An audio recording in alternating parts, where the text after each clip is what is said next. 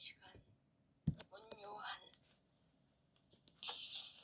아이가 어릴수록 공감적 이해는 중요하다. 아이는 불편함을 느끼더라도 그 불편함이 어디에서 기인하는지를 정확히 모르기 때문이다. 기저귀가 축축하거나 배가 고프거나 몸 어디가 아프거나 갑갑하거나 갑자기 무서워졌거나 TV 소리가 귀에 거슬리거나 너무 더워서일 수도 있고 이 모든 게 한꺼번에 덮쳤을 수도 있다. 그것을 구분하고 제대로 반응해주는 것은 온전히 부모의 몫이다. 아이의 불편함과 욕구를 부모가 잘 이해하고 해소시켜준다면 아이는 이내 다시 편안해진다. 그리고 비로소 자신이 무엇 때문에 불편했는지를 이해하게 된다. 아이는 자신의 감정과 내적 경험을 이해받으면서 부모와 연결되어 있음을 느낀다. 하지만 부모가 아이의 불편을 이해하지 못하면 우리라는 영역은 위협받고 자기를 이해하기도 어려워진다. 애착 손상은 공감의 실패에서 비롯한다. 학대나 방치처럼 극단적인 것만이 애착 손상의 원인은 아니다. 더워서 우는 아이에게 내 새끼 하며 꼭 안아준다거나 아이가 난 이 옷이 좋아라고 하는데 그런 게 뭐가 예뻐? 그거 말고 이거 입어. 라며 다른 옷을 주거나 나방 무서워 라고 놀라는데 야 나방이 뭐가 무섭니? 하며 아이를 나방 앞으로 밀어붙이는 것도 애착 손상의 원인이 될 수 있다. 공감의 실패를 반복적으로 경험하는 아이는 자신의 기호, 감정, 취향, 욕구 등을 신뢰하지도 표현하지도 못하게 되며 바운더리가 제대로 발달할 수 없다. 3살짜리 아이가 밤늦게까지 자지 않고 계속 칭얼거려 야, 너 정말 안 잘 거야? 라고 큰 소리를 질렀다고 해보자. 깜짝 놀란 아이는 더 울며 보챈다. 엄마는 울지 말라며 더 큰 소리를 낸다. 이런 상황을 만들지 않으면 좋겠지만 이를 피해갈 수 있는 엄마가 과연 얼마나 있을까? 그러나 중요한 것은 그 다음이다. 다음날 아무 일도 없었다는 듯이 넘어갈 게 아니라 아이의 마음에 말을 걸어보는 것이다. 땡땡아 잘 잤어? 그런데 어젯밤에 엄마가 소리쳤을 때 마음이 어땠어? 라며 속대화, 마음을 나누는 대화를 시도해보는 것이다. 아이의 마음에 무슨 일이 일어났는지 아이의 내적 경험에 관심을 기울이는 것이 중요하다. 아이의 마음도 모르고 소리쳐서 미안해 라며 섣불리 사과하거나 엄마도 지쳐서 빨리 쉬고 싶을 때가 있어 라며 화난 이유를 먼저 이해시키려는 대화는 도움이 되지 않는다. 애착을 형성하는 데 중요한 것은 모든 것을 알아서 해주는 부모가 아니라 아이의 마음을 궁금해하고 물어봐주는 부모다. 인간관계에서 가장 중요한 것은 무엇일까? 전설의 아서왕 이야기를 보자. 하루는 아서왕이 사냥을 나갔다가 숲속에서 길을 잃고 만다. 그러고는 숲의 괴물에게 잡혀 죽을 위기에 처한다. 하지만 기계를 잃지 않은 아서왕의 감탄한 괴물이 한 번의 기회를 준다. 주술을 걸어 한시적으로 1년 동안 생명을 허락해 준 것이다. 그러고는 친절하게도 한 가지 제안을 한다. 1년 안에 자신이 내는 매우 어려운 문제의 정답을 맞히면 주술을 풀고 살려주겠다는 것이다. 선택지가 없는 아서왕으로서는 받아들일 수밖에 없었다. 그 질문은 바로 이것이다. 여자들이 정말로 원하는 것은 무엇인가? 아서왕은 왕국으로 돌아왔지만 날마다 이 문제와 씨름하느라 살아도 사는 것이 아니었다.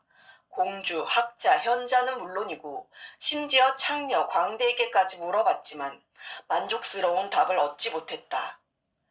독자 여러분도 그 답을 한번 생각해보기 바란다. 그러는 사이에 시간은 흘러 어느덧 약속했던 1년이 코앞으로 다가왔다. 아서왕은 잠을 잘 수도 음식을 먹을 수도 없는 지경이 되었다. 그때 한 신하가 왕국 북쪽 끝에 사는 노파가 답을 알고 있다는 소식을 전해왔다. 아서왕은 원탁의 기사들과 함께 밤낮으로 말을 달려 노파를 찾아갔다. 그러나 노파를 보는 순간 깜짝 놀라고 말았다. 몰골이 너무 추했기 때문이다. 말을 할 때마다 입에서는 썩은 냄새가 났다. 그러나 이것저것 가릴 처지가 아니었다. 노파는 답을 알려주는 대신 왕도 자신의 청을 들어주어야 한다는 조건을 걸었다. 그 부탁이란 원탁의 기사 중에서 가장 잘생기고 용맹스러운 거웨인 경과 결혼을 시켜달라는 것이었다. 아서 왕은 고민에 빠졌다. 그러나 그의 충성스러운 신하인 거웨인 경은 왕을 살릴 수 있다면 그렇게 하겠다고 맹세했다. 드디어 아서 왕은 노파에게 그토록 듣고 싶었던 해답을 얻었다. 그것은 무엇이었을까? 여자들이 정말로 원하는 것은 바로 자신의 삶을 자신이 주도하는 것입니다. 의외인가? 하지만 봉건시대 여성의 삶을 떠올려보면 딱히 의외일 것도 없을 것이다. 이 답으로 아서 왕은 주술에서 벗어나 목숨을 건졌다. 충성스러운 거웨인경은 아서 왕의 목숨값으로 흉측한 노파를 아내로 맞이했다. 혼례식이 끝나고 첫날 밤이 찾아왔다. 노파는 거웨인경에게 키스를 해달라고 요청했다. 거웨인은 노파에게 다가가 눈을 감고 입을 맞추었다. 그 순간 놀라운 일이 벌어졌다. 눈을 뜬 거웨인경 앞에 흉측한 노파는 온데간데 없고 난생 처음 보는 미녀가 앞에 서 있는 게 아닌가? 노파 역시 숲속 괴물의 저주를 받은 미녀였다. 저주를 푸는 해법은 바로 추한 모습의 노파를 있는 그대로 존중해주는 남자를 만나는 것이었다. 그러나 저주는 이중으로 걸려 있어 절반만 풀렸을 뿐이었다. 안타깝게도 여인은 하루에 반은 노파로 나머지 반은 미녀로 살아가는 상황이 되었다. 여인이 거웨인경에게 물었다. 거웨인경이시여, 당신은 낮의 아름다움을 원하시나요? 아니면 밤의 아름다움을 원하시나요? 당신이라면 어떤 선택을 할 것인가? 현명한 거웨인은 과연 어떤 선택을 했을까? 나는 당신이 어떤 선택을 하든 그 선택을 존중하겠습니다. 여인은 선택을 존중한다는 말을 듣는 순간 남아있는 절반의 마법도 풀렸다. 절반의 마법은 여인의 선택을 존중하는 사람을 만나면 풀리게 되어 있었기 때문이다. 이제 여인은 낮에도 밤에도 아름다운 모습으로 살아가게 되었다. 상대를 존중하지 않으면 인간관계는 추해지고 상대를 존중할수록 인간관계는 아름다워진다. 건강한 바운더리를 세우기 위한 자기 표현은 되도록 비판단적일 필요가 있다. 비판단적이라는 것은 상대에 대한 판단이나 평가가 아니라 자신의 상황이나 마음을 이야기하는 것이다. 상대에 대해 이야기하더라도 상대에 대한 판단이 아니라 상대의 행동이 자신에게 어떤 영향을 끼치는지 이야기하는 것을 말한다. 예를 들어 남편이 다투고 난 뒤에 아무 말도 하지 않아 힘들다면 당신 또 삐쳤구나. 왜 그렇게 남자가 소심해? 와 같은 표현은 좋지 못하다. 당신이 말을 하지 않으면 나는 불편해서 일이 손에 잡히지 않아 라며 자신의 마음 상태에 초점을 둘 필요가 있다. 고민이 있어 친구에게 만나자고 전화했는데 바쁘다고 다음에 보자고 한다. 당신이 실망했다면 어떻게 이야기하는 것이 좋을까? 넌 왜 이렇게 이기적이냐? 잠깐 나올 수도 있잖아. 라는 표현보다 잠깐이라도 볼 줄 알았는데 못 나온다니까 섭섭하다. 라고 표현하는 것이 낫다. 즉 전자는 상대에 대한 평가가 들어간 표현이지만 후자는 내 마음을 표현한 것이다.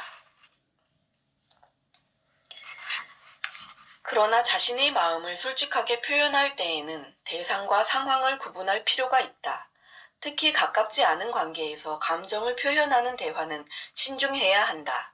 최근 심리학에서는 감정을 중요하게 여기고 감정을 표현하라고 하지만 사실 감정을 나누는 대화에 서툰 우리 문화에서는 쉬운 일이 아니다.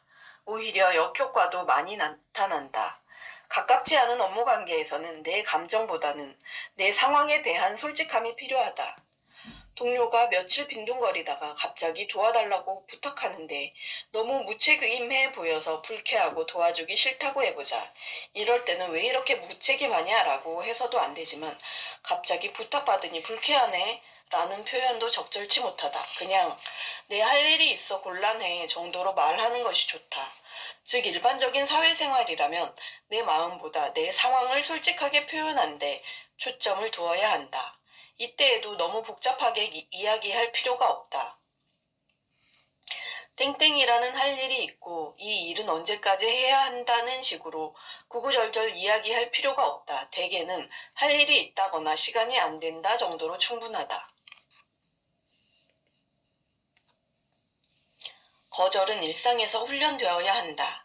거절은 결심만으로 저절로 되는 게 아니기 때문에 거절에 대한 면역력을 키워가는 점진적인 과정을 거쳐야 한다.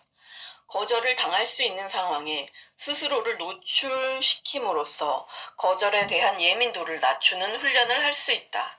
다시 말해, 거절을 잘 하려면 반대로 부탁을 해봐야 한다. 거절당할 수 있는 부탁을 해보는 것이다. 아는 사람은 물론 모르는 사람에게도 해볼 수 있다면 더욱 좋다.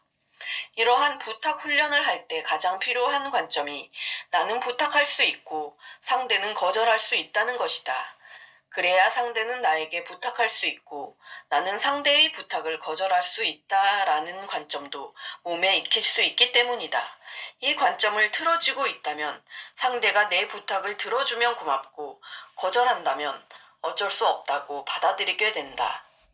많은 사람들이 이런 기본적인 관점을 갖고 있지 못하다.